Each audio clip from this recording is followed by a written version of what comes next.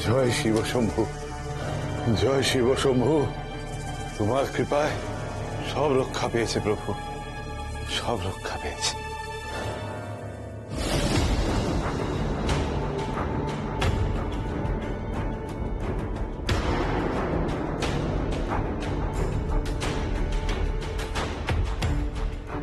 কি কি হলো? একটু চোখ সরাতেই এমন অনর্থ। ঈশ্বর রক্ষা করো, লোকনাথের রক্ষা করো প্রভু। ওদের যেন কোনো বিপদ না হয়, কোনো বিপদ না হয়। আমায় এখনই গন্ডিটা আবার দিতে হবে। কি হলো তোর? বেনি, বেনি, এই চোখ খোল বেনি। কিচ্ছু হয়নি তোর। হে শিব শম্ভু, কি হলো বেনি? বেনি, এই চোখ খোল না। কেন আমাকে অযথা ভয় দেখাস? তুই না আমার বন্ধু। চল না, আমরা দুজন মিলে তাড়াতাড়ি অন্নপূর্ণা দিদির কুশিটা খুঁজি। চল। হে শিব শম্ভু, বেনি জ্ঞান ফিরিয়ে দাও তুমি। হে গুরুদেব, গুরুদেব, তুমি যে দায়িত্বে আমাকে পাঠিয়েছো তা পূর্ণ করার শক্তি দাও গুরুদেব। বেনিকে সুস্থ করে দাও ঠাকুর।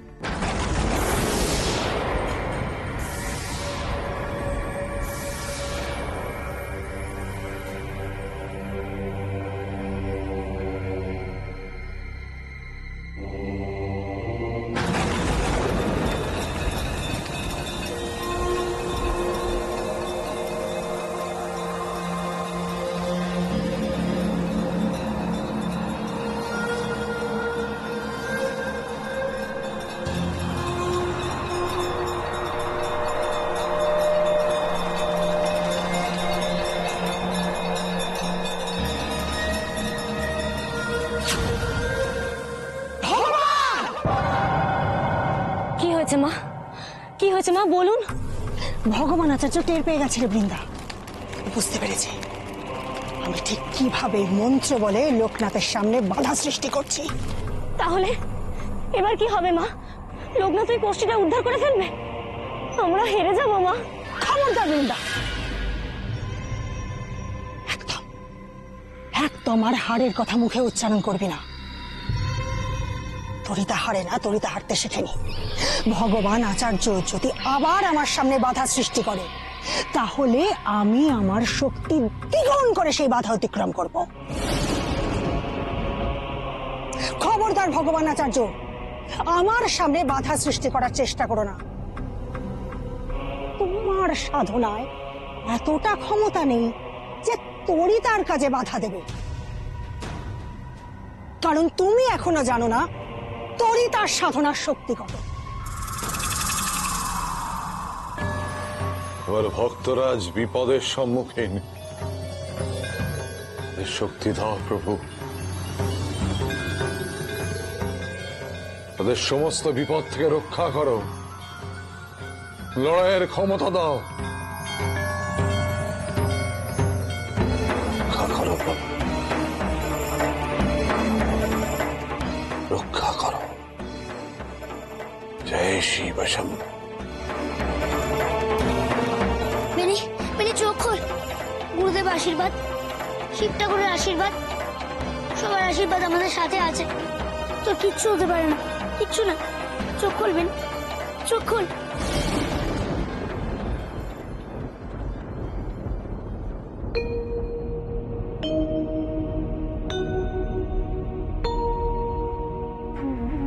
বেনি, ওই দেখ সব কেমন শান্ত হয়ে গেছে। তার মানে গুরুদেব আমার প্রার্থনা শুনেছে রে। গুরুদেব প্রার্থনা শুনেছে। তরিতা মাকে আটকে দিয়েছে গুরুদেব। বেনি, বেনি, এই বেনি, মনে হয় চোটটা খুব গুরুতর। চোখে মুখে জল দিলে কিছু হতে পারে, কিন্তু কিন্তু এখানে জল পায় কোথায়?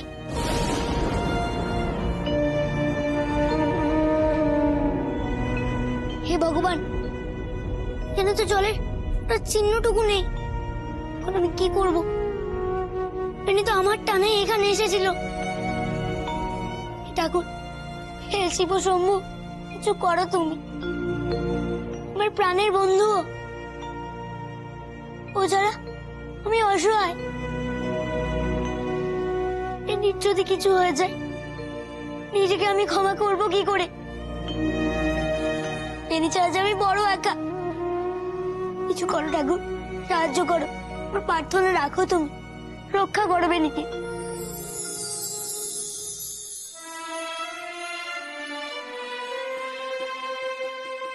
সখা আমার বন্ধু আমার হলেও জীবন পার, বেনি মাধব রইবে পিছে আগে লোকনাথ, বেনি মাধব রইবে পিছে আগে লোকনাথ।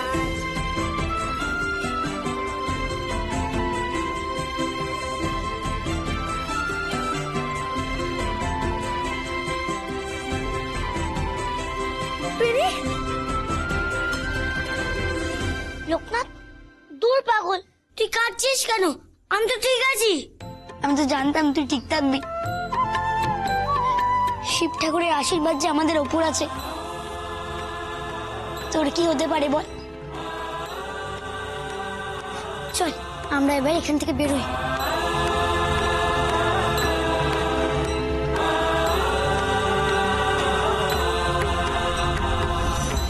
মা, মা আমরা হেরে গেলাম মা। গন্ডির ফাঁক দিয়ে যতটুকুনি সুযোগ ছিল বেরোনো, লোকনাথকে বাধা দেওয়ার জন্য সেই সুযোগটাও হারিয়ে ফেললাম মা। আমরা হেরে গেলাম মা, আমরা হেরে গেলাম। ভগবান আমার সামনে বারবার বাধা হয়ে দাঁড়াচ্ছে, কিছুতেই আমি ওকে কাবু করতে পারছি না। কেন মা বনবেবী, কেন বারবার তুমি তোমার মানুষ কন্যাকে অসহায় করে দিচ্ছ? কেন বারবার হারিয়ে দিচ্ছ আমাকে? কেন কেন না কেন কেন কেন?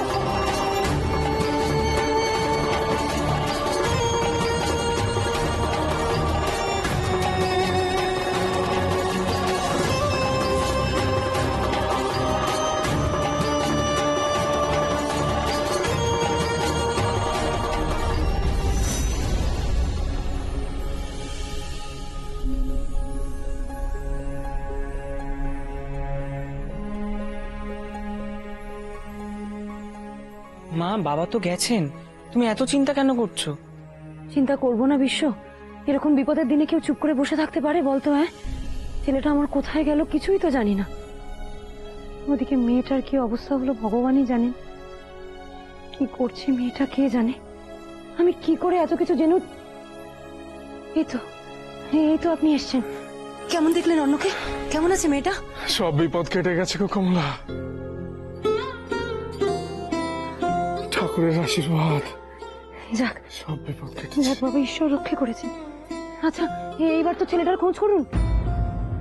চিন্তা করো না গো, লোকনাথের কোনো বিপদ হবে না। গুরুদেবের সঙ্গে কথা হলো গো, লোকনাথ বেনি গুরুদেবের তত্ত্বাবধানেই গেছে, কোনো বিপদ হবে না। বাহ, ভারী অদ্ভুত বাবা তো আপনি। হ্যাঁ, বাচ্চা বাচ্চা দুটো ছেলে কোথায় গেল, কি করলো, কোনো বিপদ আপদ হলো কিনা আমরা কিছুই জানি না।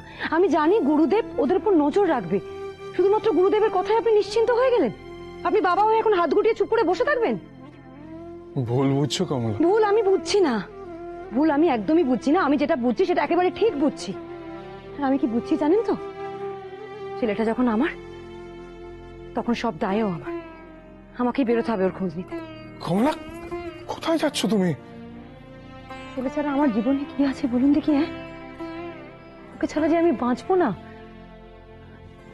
অন্যের উপর ভরসা করা আরো বিপদ। তার থেকে আমি নিজে গিয়ে দেখি আমার ছেলেটা কোথায় গেল। মা, মা, মা দাঁড়াও মা।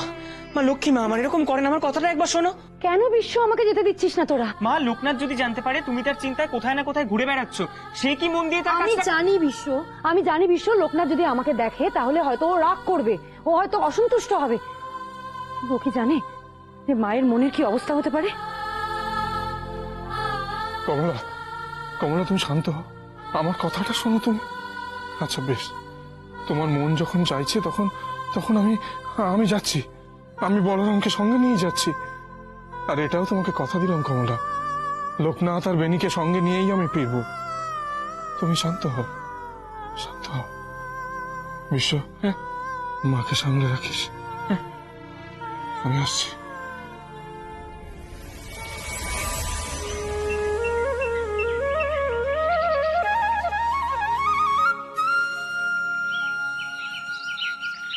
দেখ লোকনাথ, কি সুন্দর জায়গাটা। হ্যাঁ রে, খুব সুন্দর জায়গাটা। তাহলে এখানেই ধ্যানে বসে যা লোকনাথ। হ্যাঁ রে, সেই ভালো। আমি এখানে ধ্যানে বসে পড়ি, তুই আমাকে পাহারা দে। এখানে বস।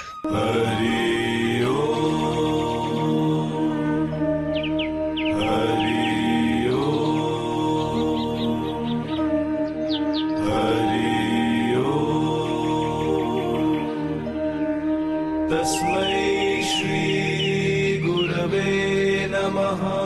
तस्मै श्री गुरवे नमः।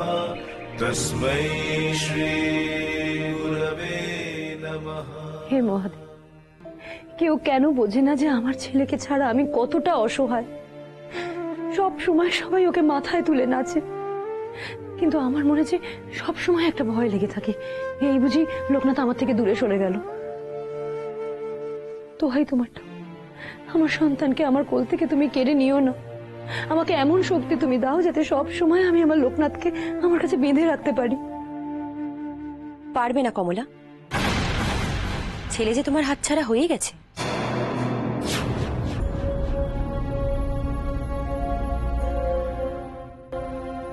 এ কি, আপনি হঠাৎ এখানে? আসতেই হলো কমলা, আমিও যে মা, তাই আমি বুঝি মার কোল থেকে ছেলে পর হয়ে গেলে, দূরে চলে গেলে মার মনের কোথায় ব্যথা লাগে। আর আর যে ছেলের জন্য তুমি ঠাকুর ঘরে হত্যে দিয়ে পড়ে আছো, তুমি জানো তোমার সেই ছেলেকে সবাই দূরে করে দিতে চায়। এসব কি বলছেন কি আপনি? আমি ঠিকই বলছি কমলা, তাই তো আমি এলাম তোমাকে খবরটা দিতে। আমার ছেলেকে আমার থেকে দূরে সরিয়ে নিয়ে যেতে চাইছে? কে সে? কেন? তোমাদের গুরুদেব, এই গায়ের সকলের আচার্য ভগবান গঙ্গোপাধ্যায়। না, হতে পারে না, এ কিছুতেই হতে পারে না। আপনার এই কথা আমি একেবারে বিশ্বাস করতে পারলাম না। এখানে বসে বসে কাঁদলে তো তুমি কিছুই টের পাবে না কমলা। এই যে তোমার ছোট ছেলে গহীন জঙ্গলে জঙ্গলে ঘুরে বেড়াচ্ছে, কি না তোমার বড় ছেলের বিয়ের বাধা কাটাতে হবে। তুমি জানো তাকে কে পাঠিয়েছে? তোমাদের এই ভগবান গঙ্গোপাধ্যায়। তুমি পারবে তো মেনে নিতে কমলা? পারবে? লোকনাথ যদি ওই গহীন জঙ্গল থেকে আর কোনোদিন না ফেরে, তখন তুমি কি করবে?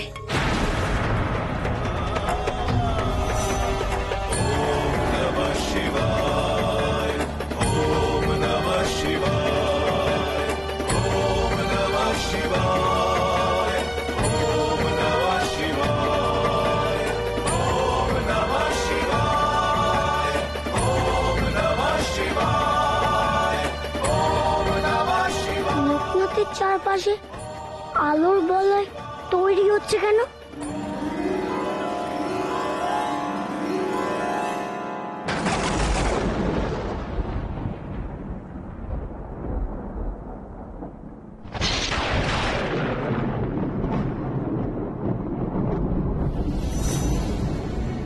আহা গো, এত কষ্ট কি চোখে থাকা যায়? কেঁদো না কমলা, কেঁদো না।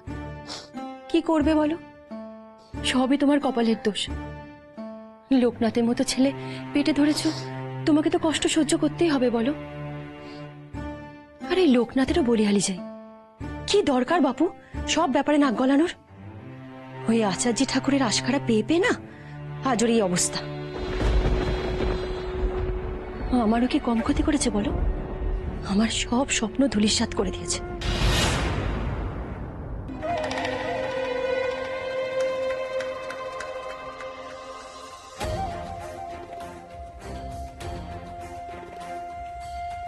তোমার কষ্টটা বুঝি আমি কমলা। চারটে ছেলে হোক আর একটা ছেলে, তো মার কাছ থেকে দূরে চলে গেলে মার যে কোথায় কষ্ট হয় আমি বুঝি গো কমলা, আমি বুঝি। চুপ করুন, চুপ করুন আপনি। আমার একদম ভালো লাগছে না। এই কথাগুলো শুনতে আমার একদম ভালো লাগছে না। বিশ্ব, এই তো বিশ্ব, বিশ্ব, বিশ্ব জানা বাবা, দেখ না লোকনাথটা কোথায় গেল। শিব গৌরী তোরাও জানা, দেখ না ভাইটা কোথায় চলে গেল। কি জানি, আমার মনটা না ভীষণ অস্থির করছে। লোকনাথ তার আবার কোনো বিপদ আপদ হলো না তো? হ্যাঁ মা, মা তুমি কেন কান্নাকাটি করছো? মা চুপ করো, ভাইয়ের কিচ্ছু হবে না মা। আচ্ছা বিশ্ব, বিশ্ব আমাকে একটা কথা বলতো বাবা, যখন যখন কোনো কোনো বিপদ আসে তখন গুরুদেব তো নিজেই সে বিপদের মুখোমুখি হন, সে তো কোনোদিন তার শিষ্যকে ঠেলে দেয় না, তাই না? তাহলে আচার্যদেব কেন বারবার লোকনাথকে বিপদের মুখে ঠেলে দেন বলতো বিশ্ব? মা, মা, আমি কি আমার 4 ছেলেকে কোনোদিন একসঙ্গে পাবো না বিশ্ব? কোনোদিন পাবো না। মা, মা, মা কাঁদে না। আমি জমিদার মশাইকে গিয়ে এক্ষুনি সব বলছি। উনি লোকনাথকে খুব স্নেহ করেন, উনি লোকনাথকে খোঁজার এক্ষুনি ব্যবস্থা করবেন। না আমি এক্ষুনি যাচ্ছি, এক্ষুনি যাচ্ছি মা, এক্ষুনি যাচ্ছি। বিশ্ব, বিশ্ব দাঁড়াও, শোনো বিশ্ব, তুমি কোথাও যেতে হবে না, দাদার অনেক কাজ আছে, দাদা খুব ব্যস্ত, তুমি এখানে থাকো, তুমি যেও না কোথাও। বিশ্ব, এই রে, ভাবলাম এক আর হলো আর এক। যাই, দাদার কানে আবার কে কোন মন্ত্রণা দেয়।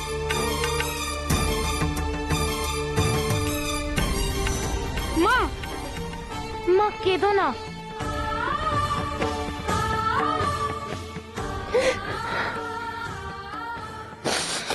ঈশ্বর, আমার লোকনাথকে তুমি রক্ষা করো ঠাকুর, লোকনাথকে রক্ষা করো।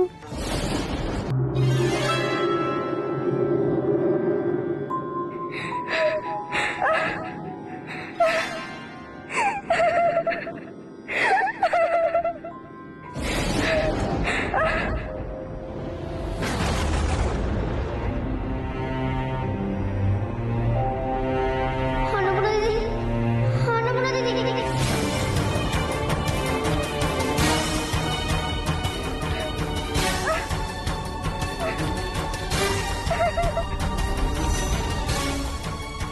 কি বলছো কি বিশ্ব?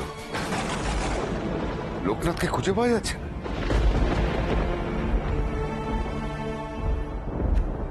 আশেপাশে চারদিক ভালো করে খোঁজা হয়েছে তো? হ্যাঁ জমিদার মশাই, আশেপাশে কোথাও নেই। মা খুব কান্নাকাটি করছে, খুব ভেঙে পড়েছে। বাবা ওদিকে আচার্য মশাইয়ের কাছে গেছেন খবর দিতে। মার কথা আর কি বলবো, আমারও কি আর ভালো লাগছে।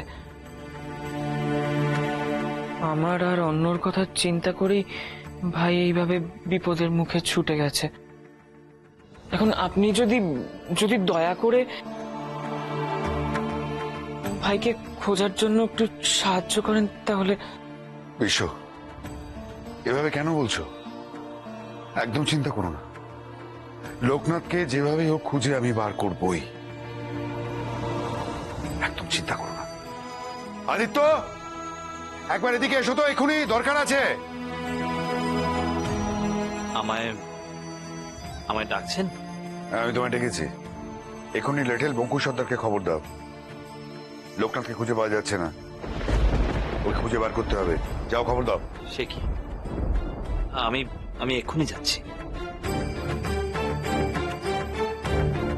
বিশ্বনাথ, যাও বাবা, তুমি এখন বাড়ি যাও। তোমার মাকে গিয়ে আমার কথা বলো, একদম চিন্তা করতে না করো, বলো যে আমি ব্যাপারটা দেখছি।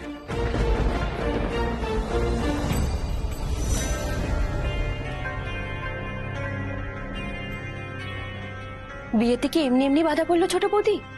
এ তো হওয়ারই ছিল গো। আমি তো এইমাত্র শুনে আসলাম ওই বামুন পুরুষদের অভিশাপে এসব হচ্ছে।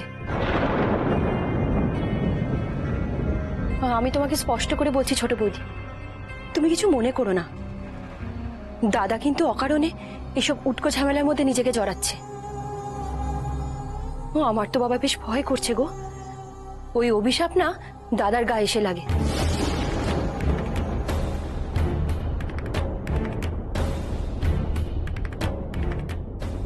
তখন কিন্তু সর্বনাশের শেষ থাকবে না, আমি বলে দিলাম। ঠাকুরজি, কি বলছো কি তুমি? তোমার কি মুখে কিছু বাধে না? বলি বলি পাইকদের নিয়ে বঙ্কুকে পাঠান তো ভাই আপনার, আপনি যাবেন না ওখানে? তুমি পাগল হয়ে গেছো ছোট? দেখতে পাচ্ছ ঠাকুর মশাই বাড়িতে এত বড় একটা বিপদ, আর তুমি বলছো আমি বাড়িতে বসে থাকবো এই সময়? ছোট বউ, আমার কিচ্ছু হবে না, এতটা উতলা হয়েও না। শিব শম্ভুর কৃপা থাকলে আমি লোকনাথকে ঠিক খুঁজে বার করবই, তোমরা দেখে নিও। না না, আপনি যাবেন না। আপনার আপনার আপনার পায়ে পড়ি আমি, আপনার পায়ে কি পড়ি। করছো কি? আমাকে যেতে দাও। না, আপনি যাবেন না। আমার মাথায় হাত দিয়ে বলুন দিব্যিকে, আপনি যাবেন না ওখানে।